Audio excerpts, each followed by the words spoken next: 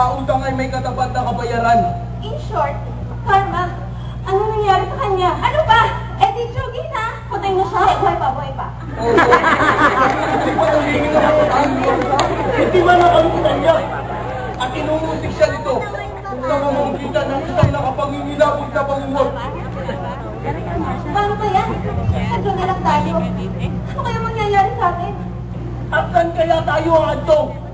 Gayong ang isang bayani sa mata ng tao ay nawirin sa impyerno.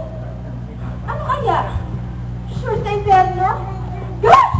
May doon! Patay! Huwag kayo mawala ng pag-asa. Sabi nga nila, habang may buhay, may pag-asa. Kahit pa nag-aabang buhay ka pa. 2767. Sa wakas ninyo, naninig ako na gamit mo. Salamat, Diyos ko. At binigyan niya pa ang pagkakataong ipagpatuloy ang limang komisyon sa mundo. Salamat. Hindi ko kayo malilimutan. Tama na nga yung drama mo. Baka maiyak pa ako. Baboy sumiyak to. Mahirap mag-retouch. Sige na. Ingat ka ha.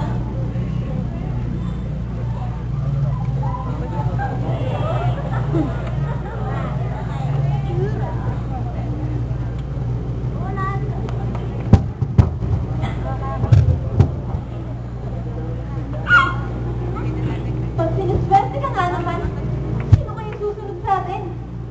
Kinakabahan na nga rin ako eh. Sana, swertein tayo tulad na sa medyo sa konyo.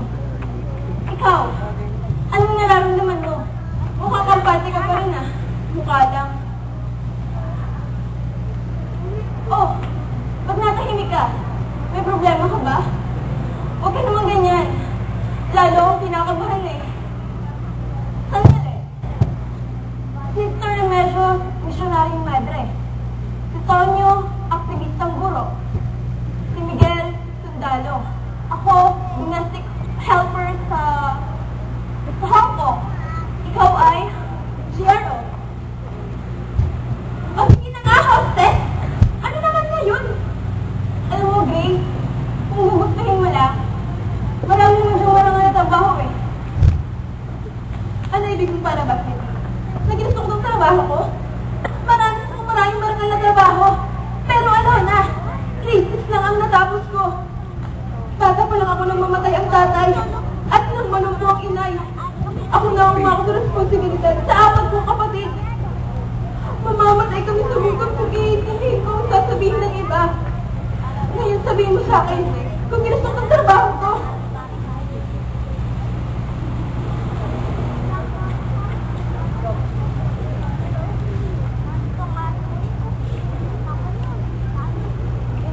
Ate, ba't umiraw ang trabaho ko? Hindi naman, diba? Inaway ko nga sila eh. Sabi ko, mabait ka. Kahit wala na si Itay, pinapakain mo pa rin kami.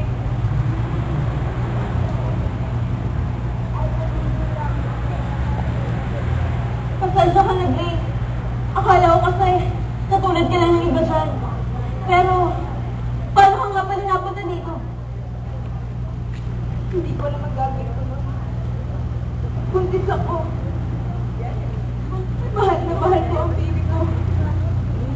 Pero 7 buwan ako mawawala ng trabaho pagmamahal ang paiiralin ko. Kaya lumapit ko sa isang kilalang balhino sa buo ang loob.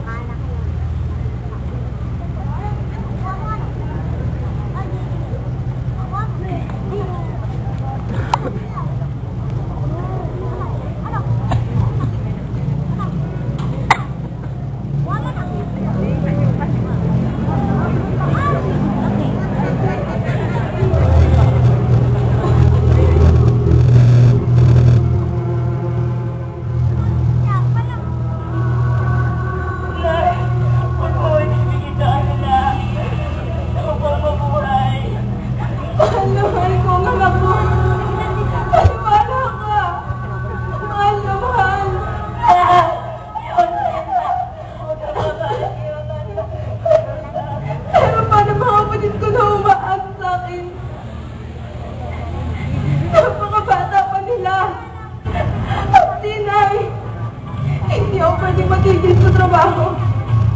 Wala na ako